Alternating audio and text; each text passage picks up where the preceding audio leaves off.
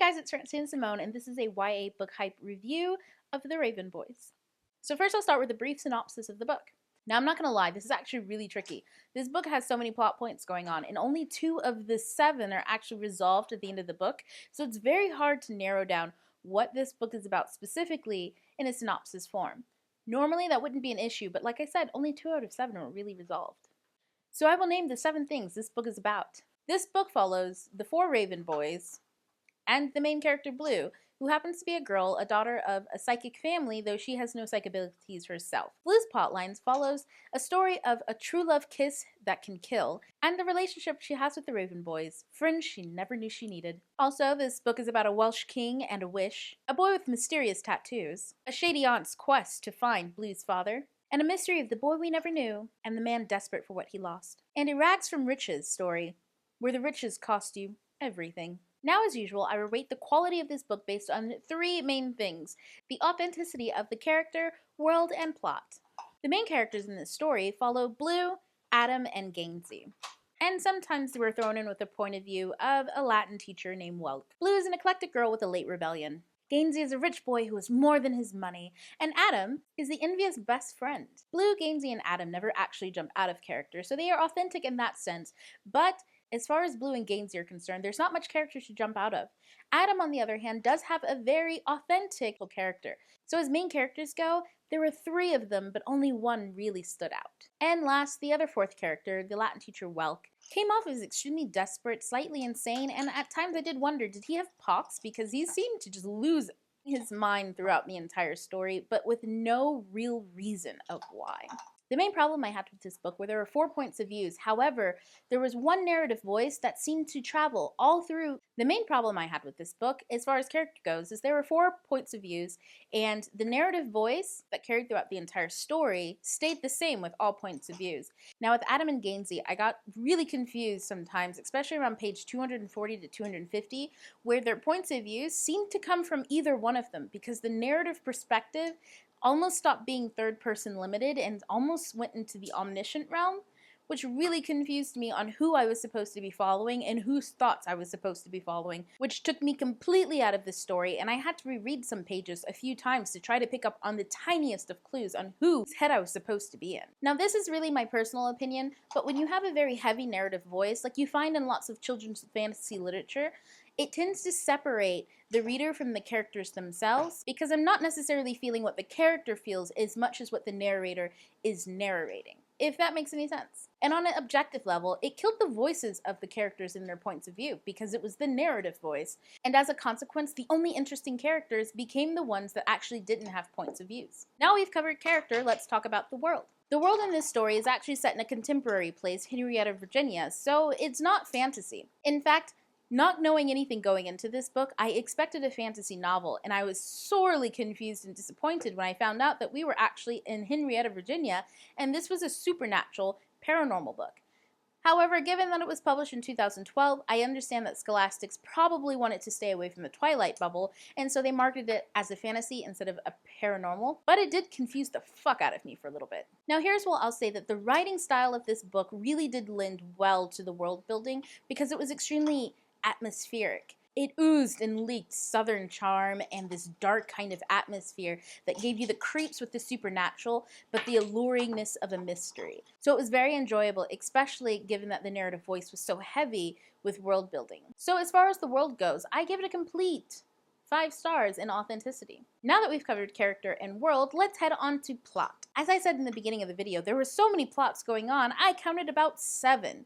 However, there were 3 main plots that I would really stick to. 2 of them were internal and 1 of them was external. Let's start with the internal plots. Number 1 is going to be Adam. Adam's internal struggle.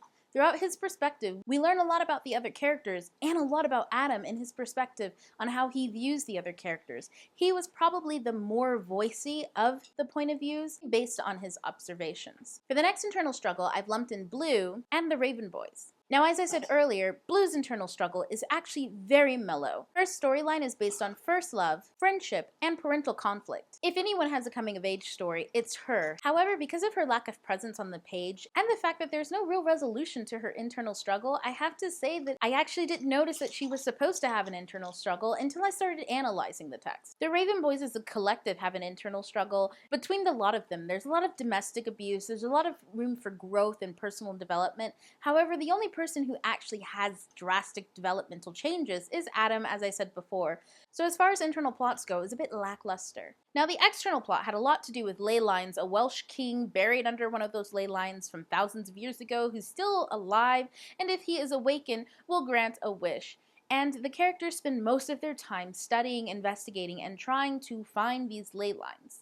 Now, I did find this plotline quite interesting. It had a very Stand By Me by Stephen King, the movie, not the book, I haven't read that. At any given point, it felt like there was a group of 12-year-olds looking for a dead body in the woods. The writing was very slow-paced and not very action-oriented, which gives way to internal struggles and internal plot lines.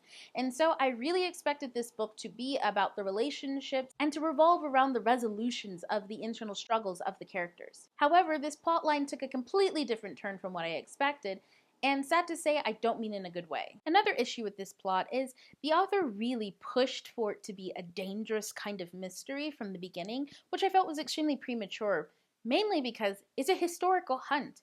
It's like searching for fossils. Sure, there's a supernatural element to this, but at the end of the day, they were looking for a dead Welsh king buried somewhere under the earth. They weren't trying to take the One Ring to Mordor. There was no need for this kind of urgent danger, so the constant brooding and sense of danger to me felt contrived. Overall, I felt like this story suffered for something, and it's an unbalanced internal to external plot structure. We had heavy internal pacing and heavy internal plot structure. However, the end of the book focused on the external plot, which was extremely weak in comparison to the heavy and weighted external. The external plots weren't resolved, but the external plot wasn't really resolved either. In fact, it was just left up to, this is the start of the next book.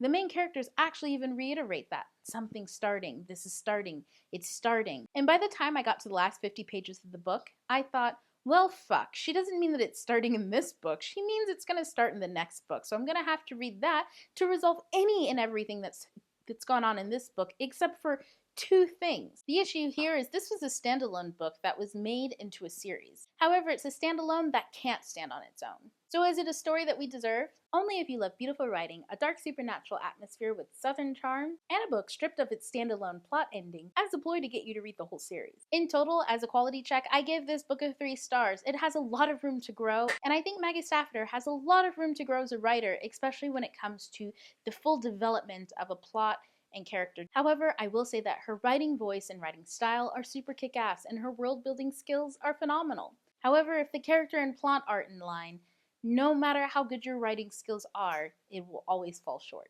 So join me for the YA book hype breakdown, where I actually analyze this in a lot more depth. It's not too spoilery, but if you were really sensitive to that stuff, I'd wait until after you read it if you want to. But in this video right here, I will break it down with examples from the text, what I'm talking about, and why the quality of this book is actually objective and not subjective. If you don't believe me, click the link.